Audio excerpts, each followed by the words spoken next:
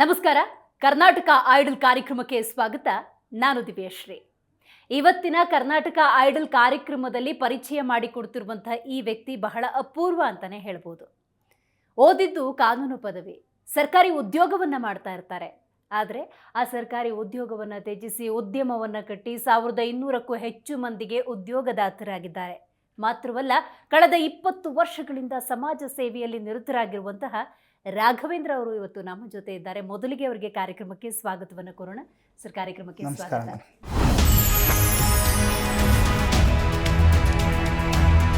ಶ್ರೀ ರಾಘವೇಂದ್ರ ಇವರು ಮೂಲತಃ ರಾಯಚೂರಿನ ಬೇವಿನ ಮಜ್ಜಿ ಗ್ರಾಮದವರು.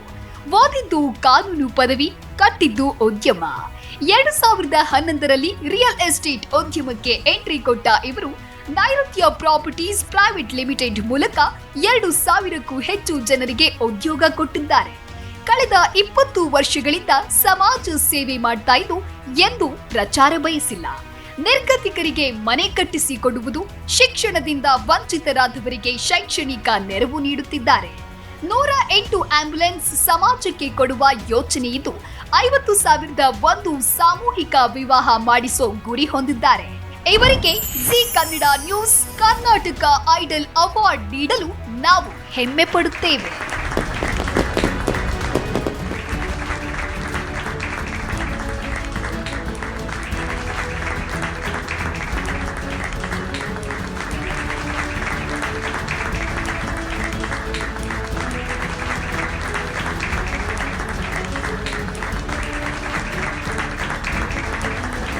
ತುಂಬ ಖುಷಿ ಆಗುತ್ತೆ. ಇನ್ನೂ ಒಂದು ಸ್ವಲ್ಪ ಜಾಸ್ತಿ ರೆಸ್ಪಾನ್ಸಿಬಿಲಿಟಿ ಜಾಸ್ತಿ ಆಗುತ್ತೆ. ಅದೇ ಮೊನ್ನೆ ಇಂಟರ್ವ್ಯೂಲ್ಲಿ ಹೇಳ್ದಂಗೆ ನಾನೊಂದು ಫೌಂಡೇಶನ್ ಮಾಡಬೇಕು ಅಂತಿದ್ದೀನಿ, ನೈಋತ್ಯ ಪ್ರಾಪರ್ಟೀಸ್ ಫೌಂಡೇಶನು. ಅದು ಇನ್ನೊಂದು ಸ್ವಲ್ಪ ಎಲ್ಲ ಎಜುಕೇಷನ್ಗೆ ಆಮೇಲೆ ಡೆವಲಪ್ಮೆಂಟ್ಗೆ ಸ್ವಲ್ಪ ಹೆಲ್ಪ್ ಆಗಲಿ ಅಂತೇಳಿ ಒಂದು ಉದ್ದೇಶದಿಂದ ಫೌಂಡೇಶನ್ ಶಾರ್ಟ್ಲಿ ಓಪನ್ ಮಾಡ್ತೀನಿ. 20 ವರ್ಷಗಳಿಂದ ಸಮಾಜ ಸೇವೆ, ಸರ್ಕಾರಿ ವೃತ್ತಿಲಿದ್ರಿ, ಅದನ್ನು ಬಿಟ್ರಿ, ಉದ್ಯಮ ಅಂತ ಮಾಡಿದ್ರಿ, 1200ಕ್ಕೂ ಹೆಚ್ಚು ಜನರಿಗೆ ಉದ್ಯೋಗವನ್ನು ಕೊಟ್ಟಿದ್ದೀರಿ. ಮೂಲತಃ ಸರ್, ಏನು ಪ್ರೇರಣೆ ಆಯಿತು ಇಂತಹ ಒಂದು ದೊಡ್ಡ ಬದುಕನ್ನು ನೀವು ಕಟ್ಕೊಳ್ಳೋದಕ್ಕೆ? ನಮ್ಮದು ಊರು ಬಂದುಬಿಟ್ಟು ರಾಯಚೂರು. ಸೊ ನಮ್ಮ ಫ್ಯಾಮ್ಲಿ ತುಂಬ ಗೊತ್ತಲ್ಲ, ರಾಯಚೂರು ಅಂದ ತಕ್ಷಣವೇ ಜನದ ಮೈಂಡಲ್ಲಿ ಒಂದು ಇದು ಹೋಗ್ಬಿಡುತ್ತೆ. ನಮ್ಮ ಫಾದರು ಪ್ರಾಸಿಕ್ಯೂಷನ್ ಡಿಪಾರ್ಟ್ಮೆಂಟ್ ಕೆಲಸ ಮಾಡ್ತಾ ಇದ್ರು. ಸೊ 1990 ಅವ್ರು ತೀರ್ಕೊಂಡ್ರು. ಆ ತೀರ್ಕೊಂಡೋದು ಜಾಬ್ ನನಗೆ ಬಂತು. ನಾನು ಸ್ವಲ್ಪ ಜಾಬ್ ಮಾಡಿಬಿಟ್ಟು ಕಷ್ಟಪಟ್ಟು, ಸೊ ಇದೆಲ್ಲ ಗೊತ್ತಿರೋದಲ್ಲ, ಸ್ಟ್ರಗಲ್ಸು ಸ್ವಲ್ಪ ಆ ಕಡೆ ಈ ಕಡೆ ಆಯಿತು. ಆಮೇಲೆ ನನಗೆ ಈ ಉದ್ಯೋಗ ನನಗೆ ಸೆಟ್ ಆಗಲಿಲ್ಲ. ಅದೇ ನಮ್ಮ ಫಾದರ್ ಏನು ನಡ್ಕೊಂಬಂದರು, ಅದೇ ಒಂದು ಸ್ಕೂಲ್ ಬ್ಯಾಗು, ಅದೇ ಇದು ಆ ಥರ ನಮ್ಮ ಮಕ್ಳಿಗೆ ಆಗಬಾರ್ದು ಅಂತೇಳಿ ನಾನು ಡಿಸಿಷನ್ ತೊಗೊಂಡು ನಾನು ಈ ಬಿಸ್ನೆಸ್ ಇದಕ್ಕೆ ಬಂದಿರೋದು. ಚೆನ್ನಾಗಿತ್ತು, ಬಟ್ ತುಂಬ ಸ್ಟ್ರಗಲ್ ಇತ್ತು. ಅದನ್ನು ಅಂದ್ರೆ ನಿಮ್ಮ ಸ್ಟ್ರಗಲ್ ನಿಮಗೆ ಇನ್ಸ್ಪೈರ್ ಮಾಡುತ್ತಾ ಏನಾದರೂ ಒಂದು ಉದ್ಯಮವನ್ನು ಕಟ್ಟಬೇಕು ಅಂತ ಹೇಳಿ? 100%. ಸಿ ನೋಡಿ, 2000 ಅಷ್ಟು ಗ್ರೋತ್ ಇರಲಿಲ್ಲ. ಯಾವುದೇ ಕ್ಷೇತ್ರ ತಗೊಳ್ಳಿ, ಯಾವುದೇ ಇದು ತಗೊಳ್ಳಿ. ಸೊ ಬರ್ತಾ 2005, 6, 7, 8 ನಮಗೆ ಸ್ವಲ್ಪ ಮೈಂಡ್ ಇದಾಯಿತು. ಸೊ 2006 ನಾನು ಜಾಬ್ ಬಿಟ್ಟೆ. 7, 8 ಮನೇಲಿ ಏನು ಹೇಳಿಲ್ಲ, ಹಾಗೆ ನಡೀತಾ ಇತ್ತು ಜೀವನ. ಒಂದು ಸ್ವಲ್ಪ ಆ ಕಡೆ ಈ ಕಡೆ ಮಾಡ್ಕೋದು. ಸೊ 2011 ನನಗೆ ಸ್ವಲ್ಪ ರಿಯಲ್ ಎಸ್ಟೇಟ್ ಸ್ವಲ್ಪ ಗೊತ್ತಾಯ್ತು, ಈ ಥರ ಮಾಡ್ಬೇಕು, ಈ ಥರ ಮಾಡ್ಬೇಕಂತೇಳಿ ನಾನೇನು ಮಾಡಿದೆ, ಫಸ್ಟ್ ಪರ್ಚೇಸ್ ಮಾಡ್ತಿದ್ದೆ. ಯಾರು ಈ ಬೆಂಗಳೂರಲ್ಲಿ ಯಾರು ಇದ್ದಾರೆ ದೊಡ್ಡ ಬಿಲ್ಡರ್ಸು, ಅವ್ರ ಹತ್ರ ಹೋಗೋದು, ಅವ್ರ ಹತ್ರ ಒಂದು ಫ್ಲಾಟ್ ತಗೊಳ್ಳೋದು, ಸುಮ್ಮನೆ ಕೂತ್ಕೊಳ್ಳೋದು, ಅದನ್ನ ಮತ್ತೆ ರೀಸೇಲ್ ಮಾಡೋದು. ಈ ಥರ ಮಾಡಿ ಮಾಡಿ ಮಾಡಿ ಇವತ್ತು ಈ ಮಟ್ಟಕ್ಕೆ ಬಂದಿದ್ದೀನಿ. ಖಂಡಿತ. ನಿಮ್ಮ ಬಾಲ್ಯ ಬದುಕು, ಎಜುಕೇಷನ್ನು ಇದ್ರ ಬಗ್ಗೆ ತಿಳಿಸ್ಬೋದಾ? ನನ್ನ KB ಸ್ಕೂಲ್ ಅಂತ ರಾಯಚೂರಲ್ಲಿದೆ, ಸ್ವಲ್ಪ ಚೆನ್ನಾಗಿದೆ. ಅಲ್ಲಿವರೆಗೂ SLC ಆಯಿತು. SLC ಆದ ತಕ್ಷಣ ನಂಗೆ ಜಾಬ್ ಬಂದ್ಬಿಡ್ತು. ನಂದು SLC ಮುಗಿದ ತಕ್ಷಣ ಆಮೇಲೆ ಹಂಗೆ ಕಂಟಿನ್ಯೂ ಜಾಬು ನಡೀತಾ ಇತ್ತು. ಬಾಲ್ಯದೆಲ್ಲ ಸ್ವಲ್ಪ ಆ ಕಡೆ ಈ ಕಡೆ ಇತ್ತು. ಅಂದ್ರೆ ನೀವು ಎಷ್ಟು ಜನ ಮಕ್ಕಳು? ಜೀವನ ಏನಾದರೂ ಇತ್ತಾ ಹೇಗೆ? ಮೀಡಿಯಮ್ ಅಷ್ಟು ಜಾಬ್, ನಮ್ಮ ಫಾದರ್ ಜಾಬ್ ಇತ್ತಲ್ವಾ, ಕಷ್ಟ ಅಂತ ಇನ್ನು ಅವ್ರು ತೋರಿಸ್ಕೊಳ್ಳಿಲ್ಲ, ಬಟ್ ಸ್ವಲ್ಪ ಸ್ವಲ್ಪ ಇತ್ತು, ನಾವು ಫೇಸ್ ಮಾಡ್ಕೊಂಡು ಹೋಗ್ತಾ ಇದ್ದೀವಿ ಅಷ್ಟೇ. ಉದ್ಯೋಗ ಅಂತ ಮಾಡಿದ್ರಿ ನೀವು? ಹಂಗಾದ್ರೆ 10 ಮಾಡ್ತಾ ಇದ್ರಿ? 10 ವರ್ಷ ಮಾಡಿದ್ದೀನಿ.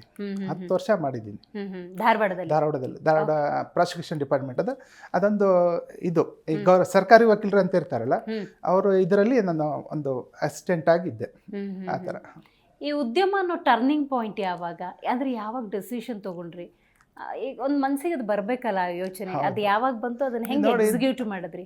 ನಮ್ಮ ಫ್ಯಾಮಿಲಿ ಇರೋದು ಇಲ್ಲಿ, ನಮ್ಮ ಮದರ್ ಇರೋದು ರಾಯಚೂರಲ್ಲಿ.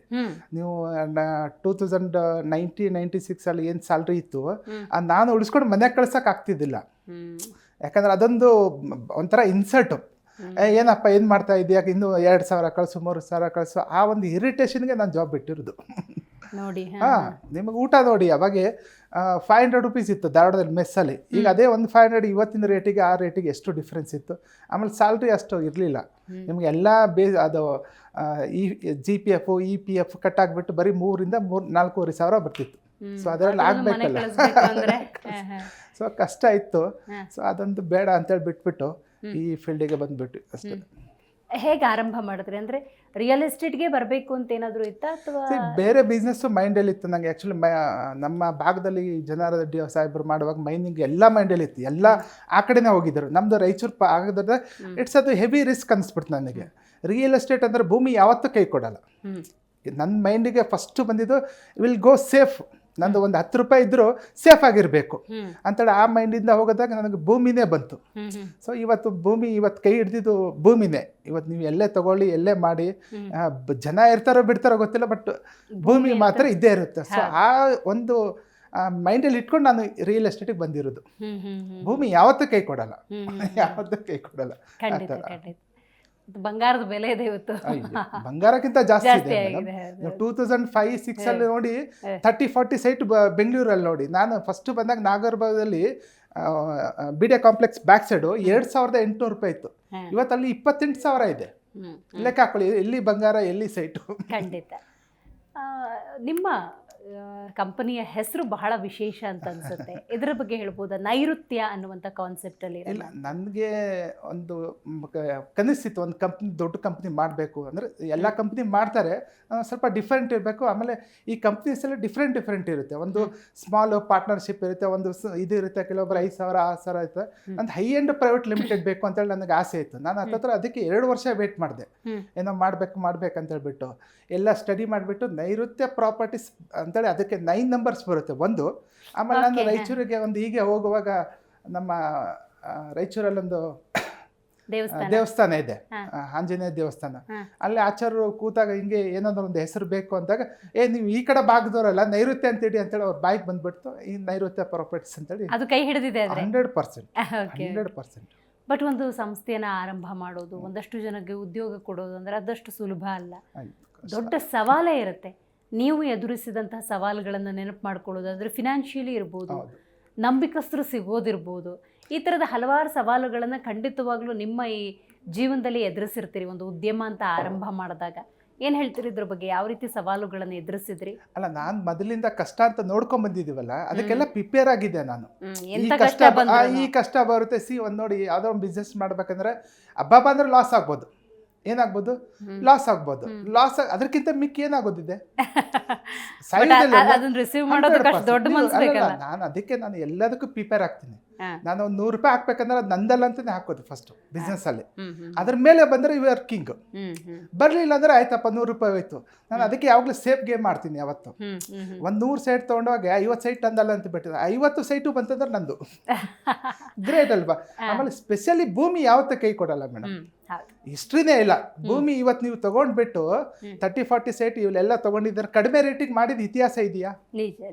ಇಲ್ಲಾಂದ್ರೆ ಅದಕ್ಕೆ ನೋಡಪ್ಪ ನನ್ನ ಸ್ಯಾಲರಿ ಇಷ್ಟಿದೆ, ನಾನು 5,000 ತೊಗೊಂಡಿದ್ದೀನಿ 8,000 ಕೊಡ್ತೀನಿ. ಸೊ ಹಿಂಗಾಗಿ ನಾವು ಗ್ರೋತ್ ಆದ್ವಿ ಆ ಥರ. ಖಂಡಿತ. 1,200 ಉದ್ಯೋಗಿಗಳು, ದೊಡ್ಡ ಸಂಸ್ಥೆ ನಿಮ್ದು. 100%. ಏನು ಹೇಳ್ತೀರಾ ಸರ್ ಇದ್ರ ಬಗ್ಗೆ? ಅದು ಮಾಡ್ತಾ ಬಂದಿರೋದು. ಈಗ ನೋಡಿ, ಈಗ ಹೆಂಗಾಗುತ್ತೆ ಅಂದ್ರೆ ಒಂದು ಟೀಮ್ ಕ್ರಿಯೇಟ್ ಆಗೋದು. ನೀವು ಒಂದು ಇಂಜಿನ್ ಹೋಗ್ತಾ ಇದ್ರೆ ಜನ ಬರ್ತಾರೆ, ನಿಮ್ಮ ಸಮಸ್ಯೆ ಇದ್ರೆ ಬಂದೇ ಬರ್ತಾರೆ. ನೀವೇ ಏನೂ ಮಾಡಲಿಲ್ಲ, ನಿಮ್ಮ ಹತ್ರ ಏನೂ ಇಲ್ಲ ಅಂತಂದ್ರೆ ಯಾರು ಬರಲ್ಲ. ಸೊ ನಮ್ಮ ಸಮಸ್ಯೆ ಹೆಂಗಾಯ್ತು ಅಂದ್ರೆ ಆಟೋಮೆಟಿಕ್ ಜಾಯಿನ್ ಆದರು. ಸೊ ಹಿಂಗಾಗಿ ಒಬ್ಬರು ಆದ ತಕ್ಷಣ ಒಬ್ಬರು. ಈಗ ನೋಡಿ, ಈಗ ನಂದು ಕಂಪ್ನಿ ನೈಋತ್ಯ ಪ್ರಾಪರ್ ಸ್ಟಾರ್ಟ್ ಆದ ತಕ್ಷಣ ಇವಾಗ ಮೊನ್ನೆ ಓಪನಿಂಗ್ ಆಯ್ತು ನನ್ನ ಬ್ರಿಗೇಡ್ ಟ್ವಿನ್ ಟವರಲ್ಲಿ ಆಫೀಸ್ ಪರ್ಚೇಸ್ ಮಾಡಿದೆ. ಅದು ಆ ಆಫೀಸೇ ನಂಗೆ 50 ಕೋಟಿ ಆಯಿತು. ಸೊ ಗ್ರ್ಯಾಂಡಾಗಿ ಓಪನ್ ಮಾಡಿದ್ವಿ. ಅಲ್ಲಿಂದ ಮತ್ತೆ ವರ್ಕ್ ಡಿಮ್ಯಾಂಡ್ ಬರ್ತಾ ಇದೆ. ಸೊ ವರ್ಕ್ ನಿಮ್ಮ ಹತ್ರ ಆರ್ಡರ್ಸ್ ಬಂತಂದ್ರೆ ನೀವು ಕ್ರಿಯೇಟ್ ಮಾಡಬಹುದು ಎಂಪ್ಲಾಯೀಸು. ಸೊ ಹಿಂಗಾಗಿ ನಡೀತಾ ಇದೆ ಮೇಡಮ್. ನಾನು 1,200 ಅಲ್ಲ, ಒಂದು 10,000 ಮಾಡ್ಬೇಕಂತ ಆಸೆ ಇದೆ. ಈಗ ನೀವು ಯಾರದೋ ಕೈ ಕೆಳಗೆ ಕೆಲಸ ಮಾಡೋಕ್ಕೂ 4 ಜನಕ್ಕೆ ಉದ್ಯೋಗ ಕೊಡೋಕ್ಕೂ ಡಿಫ್ರೆನ್ಸ್ ನೀವು ಕಂಡುಕೊಂಡಿರ್ತೀರಿ. ಹೌದು. ಸೊ ಆ ಆನಂದ ಹೆಂಗೆ ಅನುಭವಿಸ್ತೀರಿ ಅಂದ್ರೆ ಖುಷಿ ಆಗುತ್ತೆ ನಿಮ್ಗೆ ಹೇಗೆ? ಅಲ್ಲ, ನಾನು ಆನಂದಕ್ಕಿಂತ ನಾನು ಕಂಪ್ನಿಯಲ್ಲಿ ವರ್ಕರ್ ಅಂತಲೇ ತಿಳ್ಕೊಂಡಿದ್ದೀನಿ. ನಿಮ್ಮನ್ನು ನೀವು ಹೌದು, ನೀವು ಬಾಸ್ ಅಂತ ತಿಳ್ಕೊಂಡ್ರೆ ನೀವು ಅರ್ನ್ ಮಾಡೋಕ್ಕಾಗಲ್ಲ. ಯಾಕಂದ್ರೆ ಯಾವ ಟೈಮಲ್ಲಿ ಏನಾಗುತ್ತೋ ಗೊತ್ತಾಗಲ್ಲ. ಇದೇನು ಗೌರ್ಮೆಂಟ್ ಅಲ್ವಲ್ಲ, ಸರ್ಕಾರ ಬಿತ್ತು ಬರಪ್ಪ ನೀನೊಬ್ಬ ಮಾಡೋಕೆ, ಇದು ಒಂದು ಸಮಸ್ಯೆ.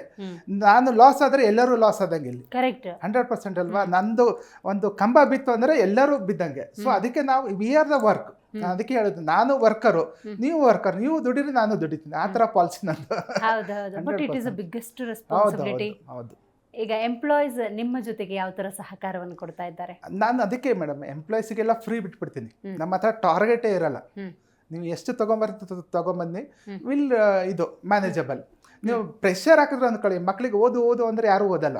ಕೆಲಸ ಮಾಡು ಅಂದರೆ ಇಷ್ಟು ಮಾಡೋದ್ರೆ ಮಾಡೋ. ಅದಕ್ಕೆ ನಮ್ಮ ಎಂಪ್ಲಾಯ್ಗೆ ಆಲ್ಮೋಸ್ಟ್ ಫ್ರೀ ಹ್ಯಾಂಡ್ಸ್. ಅವ್ರು ಖುಷಿಯಿಂದ ಮಾಡ್ತಾರೆ. ನಮ್ಮ ಎಂಪ್ಲಾಯ್ಲೆಲ್ಲಂದ್ರೆ ಒಂದು ಡಿಫ್ರೆಂಟ್ ಅಂತಂದರೆ ಸೇಲ್ಸ್ ಮೇಲೆ ನಾವು ಮತ್ತೆ ಕಮಿಷನ್ ಕೊಡ್ತೀನಿ ಅವರಿಗೆ. ಓಕೆ. ಈಗ ನಿಮ್ಗೆ ಒಂದು 20,000 ಸ್ಯಾಲ್ರಿ ಇದೆ ಅಂದ್ಕೊಳ್ಳಿ, ಸೇಲ್ ಮಾಡಮ್ಮ ನೀನೇ ತಗೋ 2% ಅಂತ ಬಿಡ್ತೀನಿ. ಸೊ ಖುಷಿಯಿಂದ ಕೆಲಸ ಮಾಡ್ತಾರೆ. 1 ಕೋಟಿ ಟ್ರಾನ್ಸಾಕ್ಷನ್ ಆಯ್ತಂದ್ರೆ ಅವ್ರಿಗೆ 2 ಲಕ್ಷ ಬಂತು. ಈಗ ಅದಕ್ಕೆ ಆಫೀಸಲ್ಲಿ ಜಾಸ್ತಿ ಇರಲ್ಲ, ಹೊರಗಡೆ ಇದ್ದಾರೆ. ನಾನು ಹೋಗೋದು ಒಂದೇ, ಅವ್ರು ಹೋಗೋದು ಒಂದೇ, ಆ ಥರ ಫ್ರೀ ಬಿಟ್ಬಿಟ್ಟಿದ್ದೀನಿ. ನೀವು ಕ್ಲೋಸ್ ಮಾಡಿ 1 ಕೋಟಿ ಬಿಸ್ನೆಸ್ ಆಯ್ತಾ, ಟೇಕ್ 2 lakhs, ನೋ ಪ್ರಾಬ್ಲಮ್. ಬೇರೆಯವ್ರಿಗೆ ಯಾಕೆ ಕೊಡ್ತೀರಾ ನೀವು? ಆ ಥರ ಒಂದು ಸಿಸ್ಟಮ್ ಕ್ಲಿಕ್ ಆಗಿದೆ. ಆರಂಭ ಆಗಿದೆ ಯಾವಾಗ ಇದು ನೈಋತ್ಯ ಸಂಸ್ಥೆ? ಆ್ಯಕ್ಚುಲಿ ಮೈಂಡಿಗೆ ಬಂದಿದ್ದು ನನಗೆ 10 years ಬ್ಯಾಕೆ ಬಂದಿತ್ತು. ಓಕೆ. ನನಗೆ ಮಾಡಿದ್ರೆ ಕಂಪ್ನಿ ವರ್ತ್ ಇರಬೇಕು. ಸುಮ್ಮನೆ ಸಡನ್ ಆಗಿ ಇಟ್ಬಿಟ್ಟು ಮತ್ತೆ ಎಂಪ್ಲಾಯ್ನ ತಗೊಂಡು ಸ್ಯಾಲ್ರಿ ಕಷ್ಟ ಆಗೋದು, 1-2 ತಿಂಗಳು ನಡೆಸೋದು ಬೇಡ ಅಂತೇಳಿ ನಾನು ವೇಟ್ ಮಾಡಿ ಇಂಡಿವಿಜುವಲ್ ಮಾಡ್ತಾ ಇದ್ದೆ ಪ್ರಾಪರ್ಟೀಸ್. ಇಂಡಿವಿಜುವಲ್ ಮಾಡಿ ಒಂದು ಸ್ವಲ್ಪ ಅಕೌಂಟ್ಸಿಗೆ ದುಡ್ಡು ಬಂದಮೇಲೆ ಇವಾಗ ಮಾಡಿ ಎಟ್ ಎ ಟೈಮೇ ನಾನು ಇಂಟ್ರೊಡಕ್ಷನ್ ಮಾಡಿದ್ದು, ಕಂಪ್ನಿನ ಲಾಂಚ್ ಮಾಡಿದ್ದು. ಯಾಕೆಂದರೆ ಒಂದು ಪಿಕ್ಚರ್ ಮಾಡ್ತೀರಾ, ಅದು ರಾತ್ರಿ ಆಗಲ್ಲ. ನೀವು ಕೆಲಸ ಮಾಡಿ ಎಲ್ಲ ಎಡಿಟಿಂಗ್ ಆಗಬೇಕು, ಆ ಥರ ನಾನು ಮಾಡ್ಕೊಂಡಿದ್ದು. ಒಂದೇ ಸಲ ಲಾಂಚ್ ಮಾಡಿ ಅದು ಹೈ ಎಂಡಲ್ಲಿ ನಾನು ಲಾಂಚ್ ಮಾಡಿದ್ದು ನಮ್ಮ ಆಫೀಸ್ನ. ನನ್ನ ಆಫೀಸ್ ಬಂದುಬಿಟ್ಟು ಫಸ್ಟ್ ಬಸವೇಶ್ವರ ಇದೆ, ಅಲ್ಲಿ ಓನ್ ಬಿಲ್ಡಿಂಗ್ ನಮ್ಮದು, ಅಲ್ಲಿತ್ತು. ಅಲ್ಲಿ ಚಿಕ್ಕದಾಗಿ ಸ್ಟಾರ್ಟ್ ಮಾಡ್ಕೊಂಡು ಇವತ್ತು ಈ ಮಟ್ಟಕ್ಕೆ ಬಂದಿದ್ದೀವಿ. ಖಂಡಿತವಾಗ್ಲೂ. ನಿಮ್ಮ ಕುಟುಂಬದ ಸಹಕಾರ ಯಾವ ರೀತಿ ಇದೆ ಈ ಒಂದು ನಿಮ್ಮ ಜರ್ನಿಯಲ್ಲಿ? ಆ ಕುಟುಂಬದ ಸಹಕಾರ ಬೇಕೇ ಬೇಕು ಮೇಡಮ್. ನೀವೆಲ್ಲ ನೈಟ್ ನೋಡಿ, ಇವತ್ತು ಬರಲಿಲ್ಲ ಅಂದರೆ ಫೋನ್ ಮಾಡ್ತಾರೆ, ಎಲ್ಲಿದೆ. ಅದೊಂದು ನಮ್ಮ ಮನೇಲಿ ಸ್ವಲ್ಪ ಕಮ್ಮಿ ಕೇಳೋದು ಬಿಡೋದು. ಯಾಕಂದ್ರೆ ನಾನು ಮಿಸ್ಸಸ್ಸಿಗೆ ಫುಲ್ ಫ್ರೀ ಬಿಡ್ತೀನಿ. ನೀವು ಮಾಡ್ಕೊಳ್ಳಿ, ನೀವು ಫ್ರೀ ಇದ್ರೆ ನಾನು ಫ್ರೀ ಇರ್ತೀನಿ. ಅದಕ್ಕೆ ಅವ್ರು ಏನು ಕೇಳಲ್ಲ, ಏನೂ ಮಾಡಲ್ಲ. ನಮ್ಮ ಮಿಸ್ಸಸ್ ಆ್ಯಕ್ಚುಲಿ ದೇವರಿದ್ದಂಗೆ. ಕೆಲವೊಂದು ಕಡೆ ಸ್ವಲ್ಪ ಗೊತ್ತಲ್ಲ ನಿಮಗೆ, ಹಸ್ಬೆಂಡ್ ಅಂಡ್ ಇರುತ್ತೆ, ನಾನು ಅಷ್ಟೇ ಸ್ವಲ್ಪ ಜಗಳ ಮಾಡ್ತಾರೆ, ಅದು ಮಾಡ್ತಾರೆ, ವಿಲ್ ಕ್ಯಾರಿ ಅಷ್ಟೇ, ಅದು ಬಿಟ್ಟರೆ ಏನಿಲ್ಲ. But we are totally free. ನಾವು ಕಿತ್ತಾಡ್ತಾ ಇರ್ತೀವಿ ಮತ್ತೆ ಗೊತ್ತಾಗ್ತದೆ. ಈಗ ನಿಮ್ದು ಬಿಸ್ನೆಸ್ ಅಂತ ಸ್ಟಾರ್ಟ್ ಮಾಡಿದಾಗ ಒಂದು ಈ ಥರ ರನ್ ಆಗಬೇಕು, ಈ ಥರದ್ದೇನೋ ಸ್ಕೆಡ್ಯೂಲ್ ಹಾಕೊಳ್ಳೋದು, ಅದನ್ನ ಎಕ್ಸಿಕ್ಯೂಟ್ ಮಾಡೋದು, ಈ ಥರದ್ದು ಏನಾದ್ರು ಪ್ಲಾನ್ಸ್ ಇತ್ತಾ? ಅಥವಾ ರಿಯಲ್ ಎಸ್ಟೇಟ್ ಅಂದರೆ ಈಗ ಬೇರೆನೇ ಥರ ಇದೆ, ಬಟ್ ನಿಮ್ ನೋಡೋದು ಸ್ವಲ್ಪ ಯುನೀಕ್ ಅಂತ ಅನಿಸ್ತಾ ಇದೆ. ಏನಾದರೂ ಪ್ಲಾನ್ಸ್ ಹಾಕೊಂಡಿದ್ರೆ ಹೆಂಗೆ ರನ್ ಮಾಡಿದ್ರಿ ಅಂತ? ಪ್ಲಾನ್ಸ್ಗಿಂತ ಸ್ವಲ್ಪ ನಂದು ಸೇಫ್ ಮೈಂಡ್ ಇರುತ್ತೆ ಮೇಡಮ್. ನಾನು ಲಾಸ್ ಆಗುತ್ತೆ ಆಗೋಲ್ಲ ಅಂತೇಳಿ ಮೊದಲೇ ನೋಡ್ಬಿಡ್ತೀನಿ. ನಾನು ಅಷ್ಟೇ ಒಂದು ಪ್ರಾಪರ್ಟಿ ಪರ್ಚೇಸ್ ಮಾಡೋಕ್ಕಿಂತ ಮುಂಚೆನೇ ಯೋಚನೆ ಮಾಡ್ತೀನಿ, ಅದು ನನಗೆ ಪ್ರಾಫಿಟ್ ಬರುತ್ತೆ ಇಲ್ಲ ಅಂತೇಳಿ. ಒಂದೇ ಸಲ ಏನು ಮಾಡ್ತಾರೆ, ಲೀಗಲ್ ಹೋಗ್ತಾರೆ, ಅದು ಹೋಗ್ತಾರೆ, ಗೊತ್ತಿರೋದಲ್ಲ ನಿಮಗೆ. ಆಮೇಲೆ ಲ್ಯಾಂಡ್ ಓನರ್ ಚೆನ್ನಾಗಿ ಆಗ್ತಾ ಇದ್ರೆ ಲ್ಯಾಂಡ್ ಓನರ್ ಕೇಸ್ ಹಾಕ್ಬಿಡ್ತಾರೆ. ಅದಕ್ಕೆ 99% ಅಂತ ಪರ್ಚೇಸೇ ಮಾಡಿಬಿಡ್ತೀನಿ. ಪರ್ಚೇಸ್ ಮಾಡಿ 2 years ವೇಟ್ ಮಾಡ್ತೀನಿ, ಅಲ್ಲಿ ಯಾವುದೂ ಪ್ರಾಜೆಕ್ಟ್ ಮಾಡೋದಿಲ್ಲ. ನೀವು ಸಟ್ ಅಂತ ಮಾಡಿದ್ರೆ ಅಂದ್ಕೊಳ್ಳಿ, ಅಕ್ಕನಿಂದ ಕೇಸ್ ಹಾಕ್ಸೋದು, ತಂಗಿಯಿಂದ ಕೇಸ್ ಹಾಕೋದು, ಇದೆಲ್ಲ ನಡೀತಾ ಇರ್ತದೆ. ಸೊ ಅದಕ್ಕೋಸ್ಕರ ನಾವು ಟೇಕ್ ಕೇರ್. ರೈಟ್. ಇದೆಲ್ಲದರ ನಡುವೆ ನೀವು ಸಾಮಾಜಿಕ ಕಾರ್ಯಗಳಲ್ಲೂ ಕೂಡ ನೀವು ತೊಡಗಿಸ್ಕೊಳ್ತೀರಿ. ಇದ್ರ ಬಗ್ಗೆ ತಿಳಿಸ್ಕೊಡಿ. ಯಾಕಂದರೆ 20 ವರ್ಷಗಳಿಂದ ಸೋಷಿಯಲ್ ಸರ್ವಿಸಲ್ಲಿ ಇದ್ದೀರಿ. ಇವತ್ತು ಹೆಂಗಾಗಿದೆ ಅಂದರೆ ಪ್ರಪಂಚ ಸ್ವಾರ್ಥ, ನಾನಾಯಿತು, ನನ್ನ ಕುಟುಂಬ ಆಯಿತು, ಇದ್ದಿದ್ರು ಇರಲಿ, ಮುಂದಿನ ಪೀಳಿಗೆಗೆ ಆಗುತ್ತೆ ಅಂತ ಕುಟುಂಬದವರು ಇಟ್ಕೋತಾರೆ. ದುಡ್ದಿದ್ರಲ್ಲಿ ಒಂದು ಭಾಗನ ಸಮಾಜಕ್ಕೆ ಕೊಡಬೇಕು ಅನ್ನುವಂತಹ ಭಾವನೆ. ಸೊ ಶೈಕ್ಷಣಿಕ ಕ್ಷೇತ್ರಕ್ಕೂ ಕೂಡ ಕೊಡುಗೆಯನ್ನು ಕೊಟ್ಟಿದ್ದೀರಿ. ಇದ್ರ ಬಗ್ಗೆ ತಿಳಿಸ್ಬೋದಾ? ಈಗ ನೋಡಿ, ನಮ್ಮದು ಎಜುಕೇಷನ್ ಅಷ್ಟಕ್ಕಷ್ಟೇ ಆಯಿತು. ಯಾವುದೋ ಒಂದು ನಮ್ಮ ಥರ ಯಾರು ಓದೋರು ಇದ್ದರೆ, ಹಂಬಲ್ ಇದ್ದರೆ, ಅಲ್ಲಿ 100% ಹೆಲ್ಪ್. ಬಟ್ ನಮಗೆ ಈ ಇದರಲ್ಲಿ ಯಾರು ಅಂತ ಗೊತ್ತಾಗಲ್ಲ. ಕೆಲವರು ನಮ್ಮ ಆಫೀಸಿಗೆ ಬರ್ತಾರೆ, ಕೆಲವೊಬ್ಬರು ಯಾರೋ ಸ್ನೇಹಿತರು ಫೋನ್ ಮಾಡ್ತಾರೆ, ನಾನು ಹೆಲ್ಪ್ ಮಾಡ್ತೀನಿ. ಬಟ್ ನಾನು ಇದುವರೆಗೂ ಎಲ್ಲಿ ಈ ಥರ ಮಾಡಿದೆ ಅಂತ ಹೇಳೋಕೆ ನಂಗೆ ಇಷ್ಟ ಇಲ್ಲ. ಅದಕ್ಕೆ ಮೊನ್ನೆ ಒಂದು ಕಾರ್ಯಕ್ರಮ ಆಯಿತು ನಮ್ಮ ರಾಯಚೂರಲ್ಲಿ. ಪಾಪರೆಡ್ಡಿ ಅವರು ಅಂತೇಳಿ ಮಾಜಿ MLA ಅವರು, ಅವರು 25 ವರ್ಷದಿಂದ ಅವ್ರದ್ದು ಸಮಾಜಕ್ಕೆ ಒಂದು ಆಯೋಜನೆ ಮಾಡ್ತಾ ಇದ್ದಾರೆ. ಮಣ್ಣೆತ್ತಿಂದ ಇದೊಂದು ನಮ್ಮ ಕಡೆ ಫೇಮಸ್, ಅದು 25 ವರ್ಷ ಆಯ್ತು. ನಾನು ಅವ್ರು ನಮ್ಮ ಮಾಡ್ತಾ ಇದ್ದಾರೆ ಅಂತ, ಅವರು ನಮ್ಗೆ ಮೊದಲಿಂದ ಪರಿಚಯ, ನಾನು ಯಾವತ್ತೂ ಅವ್ರದ್ದು ಹತ್ರ ಹೋಗಿದ್ದಿಲ್ಲ.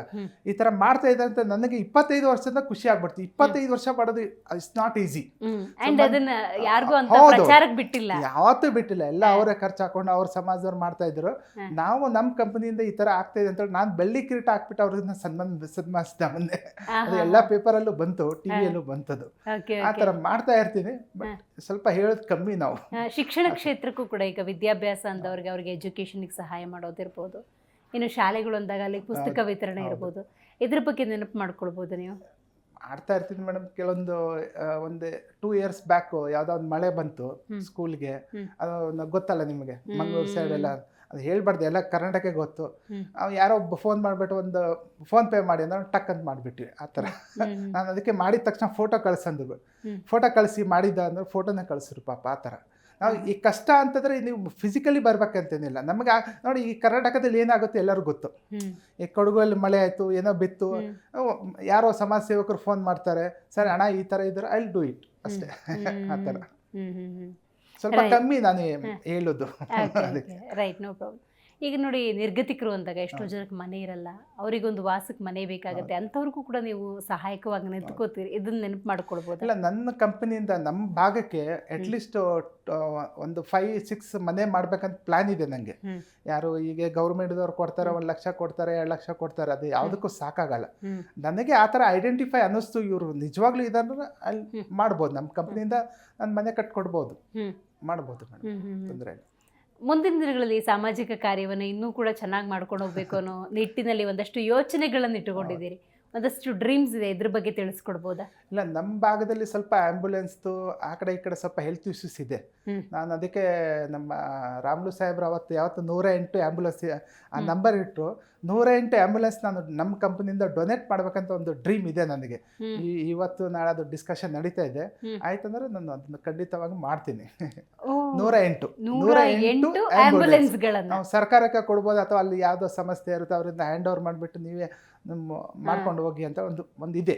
108 ಇರ್ಬೇಕು, ಅದು 9 ನಮ್ದು ಲಕ್ಕಿ ನಂಬರ್, ಅದಕ್ಕೆ 108 ಅದಕ್ಕೋಸ್ಕರ. ರೈಟ್. ಈ ಉತ್ತರ ಕರ್ನಾಟಕ ಭಾಗ ಅಂದಾಗ ಅಲ್ಲಿ ನೀರಿಗಿರ್ಬೋದು, ಅಥವಾ ಈಗೇನು ಗರ್ಭಿಣಿ ಇದ್ದಾರೆ ಅಂತ ಹೇಳಿದ್ರು, ಅವ್ರಿಗೇನು ಇಮರ್ಜೆನ್ಸಿ ಅಂತ ಹೇಳಿದ್ರು ಕೂಡ ಆಂಬ್ಯುಲೆನ್ಸ್ ವ್ಯವಸ್ಥೆ ಇಲ್ಲ. ತುಂಬಾ ಕಷ್ಟ ಇದೆ ನಮ್ಮಲ್ಲಿ. ಆಂಬ್ಯುಲೆನ್ಸ್ಗಿಂತ ರೋಡ್ಸ್ ಇಲ್ಲ ಫಸ್ಟ್ ಆಫ್ ಆಲ್. ಅದೇನೋ ಒಂದು ಯಾರೋ ಫ್ರೆಂಡ್ಸ್ ಆ ಕಡೆ ಈ ಕಡೆ ಇರ್ತಾರೆ, ಹೋಗ್ಬಿಡ್ತಾರೆ, ಬಟ್ ಮೇನ್ ರೋಡ್ಸ್ ಇಲ್ಲ. ಈಗ ನೋಡಿ, ಕಂಟಿನ್ಯೂ ಮಳೆ ಆಗ್ತಾ ಇದೆ 4-5 ದಿವಸದಿಂದ. ನಾನೇ ಮೊನ್ನೆ 2 ದಿವಸ ಹೋಗಿದ್ದು, ನನಗೆ ಇರಕ್ಕೆ ಆಗ್ತಾ ಇಲ್ಲ ಅಲ್ಲಿ. ಆ ವಾತಾವರಣ ನೋಡ್ಬಿಟ್ರೆ, ಇಷ್ಟು ವರ್ಷ ಬೆಂಗಳೂರಲ್ಲಿ ಇದ್ದೀವಿ, 2 ದಿವಸ ಹೋದ್ರೆ ನಮ್ಮ ಊರಲ್ಲೇ ಇರೋಕ್ಕಾಗಲ್ಲ. ಅದಕ್ಕೆ ನಾನು ಮೊನ್ನೆ ಹಿಂಗೆ ನಡೀತಾ ಇತ್ತು, ನಮ್ಮ ಡೆವಲಪರ್ ಅಸೋಸಿಯೇಷನ್ ಇದೆ ರಾಯಚೂರಲ್ಲಿ, ಅಲ್ಲಿ ನಾವು ಮೆಂಬರ್ ಇದ್ದೀವಿ. ಈ ಥರ ಮಾತಾಡ್ತಾ ಇರ್ಬೇಕಂದ್ರೆ ಅಲ್ಲಿ ಏನೋ ಪೇಪರ್ ವರ್ಕು ಗೊತ್ತಲ್ಲ ನಿಮಗೆ, ಕಾಂಗ್ರೆಸ್ ಗೌರ್ಮೆಂಟ್ ಬಂದ್ಮೇಲೆ ನಡೀತಾ ಇದೆ. ನನಗೆ ಆ ಥರ ಏನಾದರೂ ವಿಶೇಷವಾಗಿ ನಮಗೆ ಕೊಟ್ಟರೆ ನಾನು 100% ಅಲ್ಲಿ 1,000 ಕೋಟಿ ಇನ್ವೆಸ್ಟ್ ಮಾಡಕ್ಕೆ ರೆಡಿ ಇದ್ದೀನಿ ನಮ್ಮ ಭಾಗಕ್ಕೆ, ನಮ್ಮ ರಾಯಚೂರಿಗೆ. ಬಟ್ ಅಲ್ಲಿ ಯಾರು ಸಪೋರ್ಟ್ ಮಾಡ್ತಾ ಇಲ್ಲ. ರಿಯಲ್ ಎಸ್ಟೇಟ್ ಆಲ್ ಮೇಡಮ್ ನೋಡಿ, ರಿಯಲ್ ಎಸ್ಟೇಟ್ ಪವರ್ ನಾನು ಹೇಳ್ತೀನಿ ನೋಡಿ. ಈಗ ಬೆಂಗಳೂರು ಎಷ್ಟು ಬೆಳೀಲಿಕ್ಕೆ ಕಾರಣ ಏನೋ IT ಒಂದು ಬಂದ್ಬಿಡ್ತು. ನೀವು ಡೆವಲಪರ್ ಇದ್ದೀರಾ, ಒಂದು 10 ಎಕರ್ಸ್ ಎಲ್ಲೋ ಜಮೀನ್ ಇದೆ ನಿಮ್ದು, ಲೇಔಟ್ ಮಾಡ್ತೀರಾ. 10 ಎಕರ್ಗೆ ಅಂದ್ರೆ 190 ಸೈಟ್ ಆಯ್ತು, ಸೇಲ್ ಮಾಡ್ತೀರಾ, ಅವ್ರ ಮನೆ ಕಟ್ಕೊಂತಾರೆ. 190 ಜನ ಬಂದರು ಅಲ್ಲಿ ಫ್ಯಾಮಿಲಿ. 190 ಜನ ಇಂಟು 2 ಅಂದರೆ ಎಷ್ಟಾಯ್ತು? ಒಂದು 300 ಜನ ಬಂದರು. ಅದಾದ ತಕ್ಷಣ ಏನು ಬರುತ್ತೆ? BMTC ಬಸ್ ಬರುತ್ತೆ. ಅದಾದ ತಕ್ಷಣ ಏನು ಬರುತ್ತೆ? ಹಾಸ್ಪಿಟ್ಲ್ ಬರುತ್ತೆ. ಅದಾದ ತಕ್ಷಣ ಏನು ಬರುತ್ತೆ? ಹಾಸ್ಪಿಟ್ಲ್ ಬರುತ್ತೆ. ಸೊ ಬೆಳಿಲಿಕ್ಕೆ ಕಾರಣ ಯಾರು? ಅದಾದ ತಕ್ಷಣ ಏನಾದ್ರೆ MLA ಫೋನ್ ಮಾಡಿಟ್ಟು ನಮ್ಮ ಇಲ್ಲಿ ರೋಡ್ ಮಾಡೋ 500 ವೋಟರ್ಸ್ ರೆಡಿ ಇದ್ದಾರೆ. ಸೊ ಹಿಂಗೆ ಗ್ರೋತ್ ಆಗ್ತಾ ಇದೆ. ಬಿಟ್ಟರೆ ಅದಕ್ಕೆ ನಮಗೆ ಸಪೋರ್ಟ್ ಕೊಟ್ಟರೆ ವಿಲ್ ಡೂ 100%. ಲೇಔಟ್ದು ಡೆವಲಪರ್ಸ್ ತುಂಬ ಒಂದು ಪಾತ್ರ ಇದೆ ಮೇಡಮ್. ನೋಡಿ, ನೀವು ಎಲ್ಲೇ ಮಾಡಿ, ದೇವನಲ್ಲಿ ಯಾರು ಕೇಳೋರು ಇದ್ರು ಮೇಡಮ್. ಏರ್ಪೋರ್ಟ್ ಬಂತು, ಲೇಔಟ್ ಆಯ್ತು, ಅಷ್ಟು ಜನ ಹೋದ್ರು. ನಾರ್ತ್ ಇಂಡಿಯಾ ಬಂದ್ರು, ಅಲ್ಲೇ ಇದ್ದಾರೆ. ಸರ್ಜಾಪುರ ಏನಿತ್ತು 2005-6ರಲ್ಲಿ ನೀರೇ ಇಲ್ಲ ಅಂತ ಯಾರು ಚೂಸೇ ಮಾಡ್ತಿರ್ಲಿಲ್ಲ. ನೀರಿಲ್ಲ ಮೇಡಮ್. ಇವಾಗ ಸೈಟ್ ಬೆಲೆ ಎಷ್ಟಾಗಿದೆ ಹೇಳಿ. ಮತ್ತೆ ಸರ್ಜಾಪುರ ಹೋಗ್ಬಿಟ್ಟು ಹೊಸೂರು ಟಚ್ ಆಗ್ಬಿಟ್ಟಿದೆ. ಓಜನ್ ಅರ್ಬಾನ್ ಮಾಡಿದಾರಲ್ಲ, ಅದ್ರ ಪಕ್ಕದಲ್ಲಿ ನಮ್ಮ ಫ್ರೆಂಡಿಗೆ ಒಂದು ಯಾವ್ದೋ ಒಂದು ನಾರ್ತ್ ಇಂಡಿಯನ್ ಕಂಪನಿಗೆ 350 ಎಕರೆ ತಗೊಂಡ್ರು ಅವರು. ಯಾವ್ದು ಬಾರ್ಡರ್ ಬಂದ್ಬಿಟ್ಟು ಆ ಕಡೆ IT ಎಲ್ಲ ಬುಕ್ ಮಾಡಿದ್ದಾರೆ. ಸಾಮಾಜಿಕ ಕಾರ್ಯಗಳಲ್ಲಿ ನಿಮ್ಮನ್ನು ನೀವು ತೊಡಗಿಸ್ಕೊಳ್ಳೋದ್ರ ಜೊತೆಗೆ ನಿಮ್ದೊಂದು ಡ್ರೀಮ್ ಬಗ್ಗೆ ನಾವು ಯೋಚನೆ ಮಾಡೋದ್ರೆ, ಸಾಮೂಹಿಕ ವಿವಾಹವನ್ನ ದೊಡ್ಡ ಮಟ್ಟದಲ್ಲಿ ಮಾಡ್ಬೇಕು ಅನ್ನುವಂತ ಯೋಚನೆ ಬಂದಿದೆಯಲ್ಲ, ಇದ್ರ ಬಗ್ಗೆ ತಿಳಿಸ್ಕೊಡಿ. ನಂದೇನು ಮೇಡಮ್, ಈ ಸಾಮೂಹಿಕ ಯಾರು ಮಾಡ್ತಾರೆ ಹೇಳಿ? ಹಾ, ಒಂದು ಪೊಲಿಟಿಷಿಯನ್ಸ್, ಹಾ, ಒಂದು ಇನ್ನೇನು ಬೆಳಿಬೇಕು ಅನ್ನೋರು ಮಾಡ್ತಾರೆ. ಹ್ಮ್. ನನ್ನ ಪ್ರಕಾರ ನಮ್ಮ ಏನು ಬಿಸ್ನೆಸ್ ಮ್ಯಾನ್ಸ್ ಇದ್ದಾರೆ, ಅವ್ರ ಕೈ ಜೋಡಿಸಿದ್ರೆ ಏನು ಬೇಕಾದ್ ಮಾಡ್ಬೋದು. ಹ್ಮ್. ಯಾಕಂದ್ರೆ ಅವ್ರಿಗಿಂತ ಜಾಸ್ತಿ ಗ್ರೋತ್ ಇರೋದು ಬಿಸ್ನೆಸ್ ಮ್ಯಾನ್ಸ್. ಹ್ಮ್.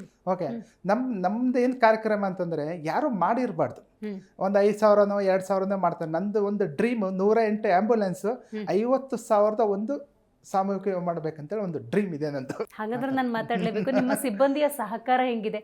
ನೀವು ನೋಡಿ, ಈ ತರ ಯೋಚನೆಗಳು ಬಂದಾಗ ನೀವು ಒಬ್ಬರೇ ಮಾಡೋಕ್ಕಾಗಲ್ಲ, ನಿಮಗೆ ಸಪೋರ್ಟಿಂಗ್ ಬೋನ್ಸ್ ಬೇಕಾಗುತ್ತೆ. ಸೊ ಹೇಗೆ ನಿಮ್ ಈ ಥರದ ಪ್ಲಾನ್ಸ್ ಇದೆ, ಇದನ್ನ ಎಕ್ಸಿಕ್ಯೂಟ್ ಮಾಡೋಣ, ಹಿಂಗೆ ಮಾಡೋಣ ಅಂದಾಗ ಯಾವ ಥರ ಸಹಕಾರ ನೀಡ್ತಾರೆ? ಈಗ ಏನಾಗುತ್ತೆ ಮೇಡಮ್, ನಮ್ಮಲ್ಲಿ ಎಕ್ಸಿಕ್ಯೂಟಿವ್ ನಂದು ಮೈಂಡ್ ಏನಿದೆ ಅಂತೇಳಿ ಅವ್ರಿಗೆ ಗೊತ್ತಿದೆ. ನಮ್ಮ ಸರ್ಕಲಲ್ಲಿ ಆಯಿತು, ನಮ್ಮ ಫ್ರೆಂಡ್ಸ್ ಆಯಿತು, ಈ ಅಪ್ಪ ಇದನ್ನೇ ಮಾಡ್ತಾನೆ ಅಂತೇಳಿ ಕೆಲವೊಬ್ಬರು ಒಂದು 6 ತಿಂಗಳ ಮುಂಚೆನೇ ಹೇಳ್ತಾರೆ. ಸೊ ಆ ಥರ ನನಗೆ ಫ್ರೆಂಡ್ಸ್ ಸಿಕ್ಬಿಟ್ಟಿದ್ದಾರೆ. ಆಮೇಲೆ ನಾನು ಯಾವುದಕ್ಕೂ ಜಾಸ್ತಿ ಬಗ್ಗೋದಿಲ್ಲ. ನಾನು ಮಾಡಬೇಕು ಅಂತಂದ್ರೆ 1 ದಿವಸ 2 ದಿವಸ ಲೇಟ್ ಆಗ್ಬೋದು, ಬಟ್ 100% ಮಾಡ್ತೀನಿ. ಈಗ ನೋಡಿ, ಒಂದು ಏನೋ ಕಂಪ್ನಿ ಮಾಡಬೇಕಾಗಿತ್ತು, ನಾನು 10 ವರ್ಷ ವೇಟ್ ಮಾಡಿದೆ.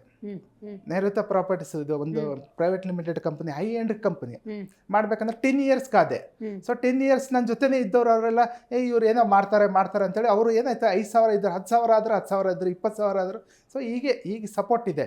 ಬಟ್ ನಿಮ್ಮನ್ನ ಅರ್ಥ ಮಾಡ್ಕೊಂಡು ಬರೋರು ಇರ್ತಾರಲ್ಲ, ಅವಾಗ will become A success. Super. ಏನೋ ತಾತ್ಕಾಲಿಕ ಬಂದು ಹೋಗೋರು ಅದು ಗೊತ್ತಲ್ಲ, ಹೋಗ್ತಾ ಇರ್ತಾರೆ ಬರ್ತಾ ಇರ್ತಾರೆ. ಅದಕ್ಕೆ ನಾನು ಹೇಳಿದ್ದು, ಪ್ರತಿ ದಿವಸ ಒಂದು ವ್ಯಕ್ತಿನ ಹೊಸ ವ್ಯಕ್ತಿನ ಮೀಟ್ ಮಾಡಿ ಅನ್ನೋದು. ಅವಾಗ ಸುಮ್ಮನೆ ಅಡ್ವರ್ಟೈಸ್ ಆಗುತ್ತೆ ನಿಮ್ಗೆನೆ. ಹೌದು, ಮತ್ತೆ ಆ ವ್ಯಕ್ತಿನೂ ಸಿಕ್ದಂಗೆ, 100%. ಆ ವ್ಯಕ್ತಿ ನಿಮ್ ಜೊತೆ ಇದ್ದಂಗೆ. ಅವ್ರು 4 ಜನ ಕೇಳ್ತಾರೆ ಮೇಡಮ್, ಅವ್ರು ಮತ್ತೆ 4 ಜನ, 4 ಅದು ಎಲ್ಗೋ ಹೋಗ್ಬಿಡುತ್ತೆ. ಖಂಡಿತ. ಇದ್ರ ಜೊತೆಗೆ ನಿಮ್ದೇ ಆದಂತ ಒಂದು ಫೌಂಡೇಶನ್ ಮಾಡಬೇಕು ಅನ್ನುವಂತ ಯೋಚನೆ ಇದೆ, ಇದ್ರ ಬಗ್ಗೆ ತಿಳಿಸ್ಕೊಡಿ. ನಂದು ಆ್ಯಕ್ಚುಲಿ 2030ಗೆ ನಮ್ಮ ಕಂಪನಿ 10,000 ಕೋಟಿ ಆದಮೇಲೆ ನಾನು ಮಾಡಬೇಕಂತ ಆಸೆ ಇದೆ. ನಮ್ಮ ಫೌಂಡೇಶನಿಂದ ಹಾರ್ಟ್ ಆಪ್ರೇಷನ್ ಆಯಿತು, ಅದು ನಮ್ಮ ಚಾರ್ಟೆಡ್ ಅಕೌಂಟ್ ಅವ್ರ ಡೈರೆಕ್ಷನಲ್ಲಿ ಮಾಡೋಣ ಅಂತ ಪ್ಲಾನ್ ಇದೆ. I do it 100%. ಆ ಫೌಂಡೇಶನ್ ಮೂಲಕ ಇನ್ನೂ ಸಾಮಾಜಿಕ ಕಾರ್ಯಗಳನ್ನು ಇನ್ನೂ ದೊಡ್ಡ ಮಟ್ಟದಲ್ಲಿ ತಗೊಂಡೋಗ್ಬೇಕು. ಅದಕ್ಕೆ ಒಂದು 5 ಜನ ಲೇಡೀಸ್ ಮೆಂಬರ್ನ ಅಸೋಸಿಯೇಟ್ ಮಾಡ್ಬೇಕಂತ ಒಂದು ಆಸೆ ನನಗೆ. ರೈಟ್. ಈಗ ಅನ್ಸೋದಿಲ್ವಾ ನಿಮಗೆ, ಈಗ ಒಂದು ಉದ್ಯಮ ಅಂತ ಆರಂಭ ಮಾಡಿ ಒಂದಷ್ಟು ಜನಕ್ಕೆ ಉದ್ಯೋಗನೂ ಕೊಟ್ಟಿದ್ದೀರಿ, ಸೋಷಿಯಲ್ ಸರ್ವಿಸಲ್ಲೂ ನಿಮ್ಗಿದ್ದೀರಿ, ಅಧಿಕಾರ ಅಂತ ಏನಾದರೂ ಇತ್ತು ಅಂದರೆ, ನಾ ಕೇಳೋದು ಪೊಲಿಟಿಕಲಿ, ಗೌರ್ಮೆಂಟಲ್ಲಿ ಈ ಥರದ್ದು ಏನಾದರೂ ಒಂದು ಅಧಿಕಾರ ಸಿಕ್ತು, ಆ ಅಧಿಕಾರ ಇದ್ದರೆ ಇನ್ನೂ ಹೆಚ್ಚಿನ ಜನಕ್ಕೆ ಸಹಾಯ ಮಾಡ್ಬೋದು, ಒಂದಷ್ಟು ಉದ್ಯೋಗ ಸೃಷ್ಟಿ ಮಾಡ್ಬೋದು, ಈ ಥರದ ಭಾವನೆ ಬಂದಿಲ್ವಾ? ಅಥವಾ ಯಾರೂ ಸಜೆಸ್ಟ್ ಮಾಡಿಲ್ವಾ, ಹೇಳಲ್ವಾ ಪಾಲಿಟಿಕ್ಸಿಗೆ ಬನ್ನಿ ಅಂತ?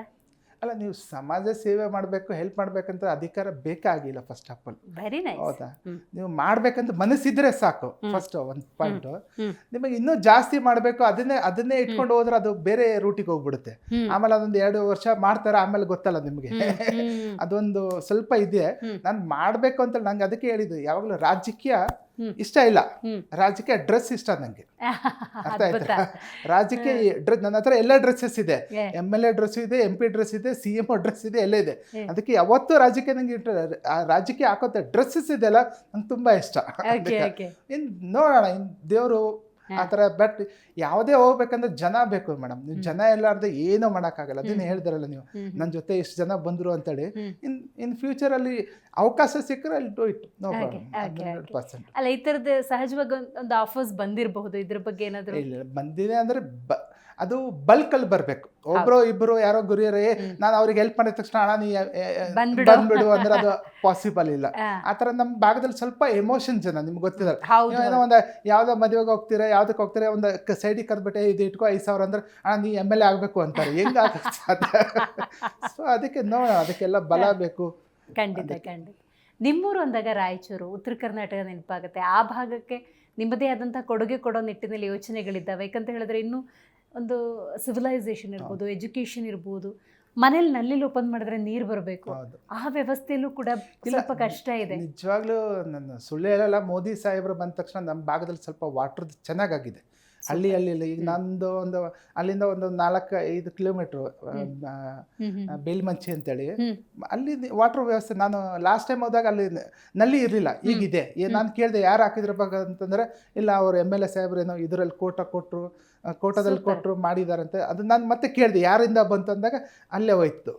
ಅದು ಹರ್ ಘರ್ ಜಲ ಅಂತ ಒಂದು ಕಾನ್ಸೆಪ್ಟ್ ಇದೆ ಅಲ್ಲ, ಸೊ ಅಲ್ಲಿವರೆಗೂ ಟಚ್ ಆಗಿದೆ ಅಂತೇಳಿ ಒಂದು ಖುಷಿ ಆಗುತ್ತೆ. ಆಗ್ತಾ ಇದೆ. ಬಟ್ ಏನಂತಂದರೆ ನಮ್ಮ ಭಾಗಕ್ಕೆ ಸ್ವಲ್ಪ ಇನ್ನೂ ಸ್ವಲ್ಪ ಸ್ಕೋಪ್ ಬೇಕು. ಈಗ ನಾನು ಈ ಮಾಧ್ಯಮ ಮುಖಾಂತರ ಒಂದು ವಿಷಯ ಹೇಳ್ಬೇಕಂದ್ರೆ IT ಬಂದರೆ ಇಂಪ್ರೂವ್ ಆಗುತ್ತಾ ಸಿಟಿನ? ಸಮ್ವಾಟ್ ಆಗ್ಬೋದಲ್ಲ. ಈಗ ಅದಕ್ಕೆ ಸುಧಾಮೂರ್ತಿ ಮೇಡಮ್ ಕೈ ಬಂದು ಕೇಳ್ತಿದ್ದೆ, ಒಂದು IT ಹಬ್ ಮಾಡಿ ರಾಯಚೂರಲ್ಲಿ, ಯಾಕೆ ಇಂಪ್ರೂವ್ ಆಗಲ್ಲ? Very true. ಯಾಕೆ ಮಾಡೋಕ್ಕಾಗಲ್ಲ? ಈಗ ನಮ್ಮ ಭಾಗದಲ್ಲಿ ಎಷ್ಟೋ ಜನ ರಾಯಚೂರವ್ರು ಬರ್ತಾರೆ ಮೇಡಮ್, ಅವ್ರ ಫ್ಯಾಮಿಲಿ ಬಿಟ್ಟು ಬರ್ತಾರೆ, ಸ್ಯಾಲ್ರಿ ಸಾಕಾಗಲ್ಲ, ಅದು ಸಾಕಾಗಲ್ಲ, ಒಂದು IT ಅಲ್ಲೇ ಮಾಡ್ಬೋದಲ್ಲ. ಎಷ್ಟು ಜನ ವರ್ಕರ್ ಇದ್ದಾರೆ ಆ ಭಾಗದಲ್ಲಿ? 50,000 ಜನ ಇದ್ದಾರೆ. ಅಲ್ಲಿ ಮಾಡಿ, ಅವರು ಫ್ಯಾಮಿಲಿ ಜೊತೆ ಇರ್ತಾರೆ, ಅಲ್ಲೂ ಗ್ರೋತ್ ಆಗುತ್ತಲ್ಲ. ಯಾಕೆ ಬೆಂಗಳೂರು ಅಂತ ನನಗೆ ಗೊತ್ತಾಗ್ತಾ ಇಲ್ಲ. ಓವರ್ಲೋಡ್ ಆಗ್ಬಿಟ್ಟಿದೆ ಇಲ್ಲಿ. Very true, very true, very good suggestion ನಿಮ್ದು. Problem is not a problem, ನಾವು ಹೆಂಗ್ ತಗೋತೀವಿ ಅನ್ನೋದು ಇಂಪಾರ್ಟೆಂಟ್ ಅಂತ. ಈಗ ನನಗೆ ಜಾಬ್ ಬಿಡೋದು ಅವಶ್ಯಕತೆ. ನಾನು ಕಂಫರ್ಟ್ ಝೋನಿಗೆ ಹೋಗಿದ್ರೆ ನಾನು ಅಲ್ಲೇ ಇರ್ತಿದ್ದೆ. ಒಂದು ಸ್ಕೂಟರು, ಒಂದು ಸ್ಕೂಲು, ಒಂದು ಯಾವುದೋ ಒಂದು ನಮ್ಮ ಕೈಲಾದಷ್ಟು. ಬಟ್ ರಿಸ್ಕ್ ತಗೊಳಕ್ಕೊಂದು ಆತ್ಮಶಕ್ತಿ ಬೇಕಲ್ಲ ಮೇಡಮ್. ಅದೇ ಹೇಳ್ತಿದ್ರು, ಹಬ್ಬ ಅಂದ್ರೆ ಏನಾಗ್ತೀರಾ ನೀವು? ಲಾಸ್. ಅದಕ್ಕಿಂತ ಮಿಕ್ಕೇನಿದೆ ಹೇಳಿ? ಕರೆಕ್ಟ್. ಅದು ಬಿಟ್ಟರೆ ಏನಿಲ್ವಾ? ಊಟ ಸಿಗಲ್ವಾ? ಅದಾದ್ಮೇಲೆ ಯಾರು ಊಟ ಹಾಕಲ್ವಾ ನಿಮಗೆ? ಹಾಕಲ್ವಾ ನಿಮಗೆ? ಹಾಕ್ತಾರೆ. ಯಾಕೆ ಹಾಕಲ್ಲ ಹೇಳಿ? ಮಾಡೋ ಒಂದು ಹೌದೌದು. ಈಗ ಏನಾಗುತ್ತೆ ಅಂದ್ರೆ, ನಾವು 90% ಜನ ಹೆದರೋದೇ ಲಾಸಿಗೆ. ಹೌದು, ಹೋಗೋದಿಲ್ಲ, ಮುಂದೆ ಹೋಗೋದಿಲ್ಲ. ನಾನು 1 ಕೋಟಿ ಹಾಕ್ತೀನಿ, ಲಾಸ್ ಆದರೆ ಹೆಂಗೆ? ಅದಾದ್ಮೇಲೆ ಏನಾಗುತ್ತೆ ಯೋಚನೆ ಮಾಡೋದು ಒಂದು ಸ್ವಲ್ಪ ಗುಂಡಿಗೆ ಬೇಕು. ಖಂಡಿತ. ಸೊ ಇವತ್ತಿನ ಕಾರ್ಯಕ್ರಮದಲ್ಲಿ ನೀವು ಭಾಗಿಯಾಗಿ ನಿಮ್ಮ ನೈಋತ್ಯ ಪ್ರಾಪರ್ಟೀಸ್ನ ಆರಂಭ ಹೇಗಾಯಿತು, ಎಷ್ಟು ಜನಕ್ಕೆ ಉದ್ಯೋಗ ಕೊಟ್ಟಿದ್ದೀರಿ, ಅವರ ಸಪೋರ್ಟ್ ಹೆಂಗಿದೆ, ನಿಮ್ಮ ಕುಟುಂಬದ ಸಹಕಾರ ಎಲ್ಲವನ್ನ ತಿಳಿಸ್ಕೊಟ್ಟಿದ್ದಕ್ಕಾಗಿ ಧನ್ಯವಾದಗಳು. Thank you. ನೋಡಿದ್ರಲ್ಲ ವೀಕ್ಷಕರೇ, ಇವತ್ತಿನ ನಮ್ಮ ಕಾರ್ಯಕ್ರಮದಲ್ಲಿ ರಾಘವೇಂದ್ರ ಅವರು ಭಾಗಿಯಾಗಿದ್ದರು. ಬಹಳ ಮುಖ್ಯವಾಗಿ 1200ಕ್ಕೂ ಹೆಚ್ಚು ಜನರಿಗೆ ಇವರು ಉದ್ಯೋಗದಾತರಾಗಿದ್ದಾರೆ. ಆ ಸಿಬ್ಬಂದಿಯ ಸಹಕಾರವನ್ನು ಇವರು ನೆನೀತಾ ಇದ್ರು. ಜೊತೆಗೆ ನೀವು ಗಮನಿಸಬಹುದು, ಕಳೆದ 20 ವರ್ಷಗಳಿಂದ ಸಮಾಜ ಸೇವೆಯಲ್ಲಿ ಅವರು ತಮ್ಮನ್ನು ತಾವು ತೊಡಗಿಸಿಕೊಂಡಿದ್ದಾರೆ. ಬದಲಾವಣೆ ಬರಬೇಕು ಅಂದರೆ ಮೊದಲು ಮನಸ್ಸು ಬದಲಾಗಬೇಕು ಅನ್ನುವಂಥ ವಿಚಾರವನ್ನು ತಿಳಿಸಿದ್ದಾರೆ. ನೋಡ್ತಾ ಇರಿ ಜಿ ಕನ್ನಡ ನ್ಯೂಸ್, ಸತ್ಯವೇ ಸುದ್ದಿಯ ಜೀವಾಳ.